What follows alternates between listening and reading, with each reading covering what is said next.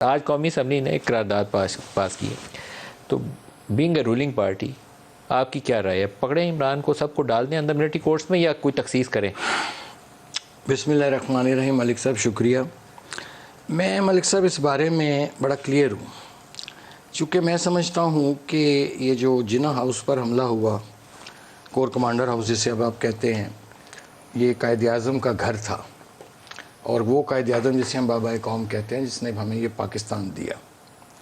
پاک فضائیہ کا آپ نے ذکر کیا، میاں والی میں جیسے وہاں جا کے انہوں نے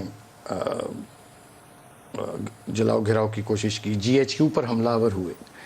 اور دیگر کرنل شیر خان کی یادگار کو توڑا پھوڑا، یا آئی ایس آئی کے آفیسز پہ آئی ایس آئی کا آفس اور شہداء کی جو یادگار کی جس طرح بے حرمتی کی گئی، میرے دل میں تو میں بڑی معذرت سے عرض کرتا ہوں کہ ان کے لیے کوئی ہمدردی نہیں ہے۔ اب سوال یہ پیدا ہوتا ہے کہ جیسے آپ نے فرمایا کہ اس کو کیٹیگرائز کیا جائے۔ دیکھیے، ایک سب سے پہلے ہمیں یہ دیکھنا ہے کہ اس کے ماسٹر مائنڈز کون تھے۔ ماسٹر مائنڈ تو آج بھی کھلا پھر رہا ہے، ماسٹر مائنڈ کو تو پکڑا ہی نہیں گیا، وہ تو آج بھی زمان پارک میں بیٹھا ہے۔ پھر اس کے ساتھ ایک باقاعدہ اس کی ایک ٹیم تھی، ٹھیک ہے جی، اور وہ ٹیم بھی 2014 سے خصوصاً اس ملک میں جنہوں نے گراؤ جھلاؤ کی سیاست شروع کی، جس کی بنیاد رکھی، وہ 9 مئی تک تو اس کے ساتھ تھے۔ میں بڑا ادب ہے، مجھے احترام ہے خاکوانی صاحب کا، اور یہ بڑے ایک اس نسل سے تعلق رکھتے ہیں جو بڑی معدوم ہوتی جا رہی ہے۔ یہ بڑے میں ان کو آنریبل آدمی سمجھتا ہوں، لیکن بارنگ فیو پیپل، کچھ لوگوں کو جن کے میاں عمران صاحب سے اختلافات ہو گئے، جن میں ترین صاحب بھی تھے، علیم خان بھی تھے، ان کو بارنگ، اور خاکوانی صاحب بھی، باقی جو لوگ اس نئی پارٹی میں جو عدم استحکام پارٹی کے نام سے پاکستان استحکام پارٹی کے نام سے آئی ہے، ہو سکتا ہے کل آپ کے تعدیوں جسے آپ عدم استحکام پارٹی کہہ رہے ہیں۔ بے شک ہوں، میں تو اپنے ویوز دے رہا ہوں جی، میں تو بڑے ادب سے اپنے ویوز دے رہا ہوں کہ وہ لوگ جنہوں نے اس ماسٹر مائنڈ کا حصہ تھے، جنہوں نے فیسیلیٹیٹ کیا، منصوبہ بندی میں شریک کار تھے، اور جو لوگوں کو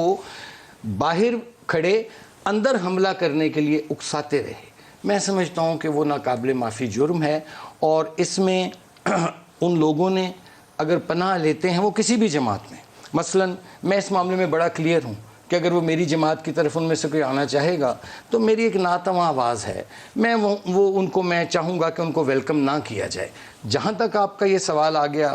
کہ ملٹری کورٹس کی بات آپ نے فرمائی، دیکھیے ملٹری کورٹس کی بھی ایک پروویژن موجود ہے آپ کے کانسٹیٹیوشن میں، لیکن میں سمجھتا ہوں کہ ماضی کے اگر میں تجربہ دیکھوں پاکستان میں، تو ماضی میں جن پارٹیز کو بین کیا گیا وہ کسی اور نام سے پھر آ گئی آگے، اے این پی، نیب تھی، اے این پی آ گئی، نیب سے اے این پی بن گئی، لیکن وہ کوئی اچھی مثال نہیں تھی، سیاسی جماعت ایک ہی تھی، باقی وہ کالعدم تنظیمیں جن کو بین کیا گیا۔ لیکن یہ جو میں سمجھتا ہوں یہ جرم ہوا ہے جو 9 مئی کا، میں اس واقعہ کو، سانحہ کو، ملک صاحب،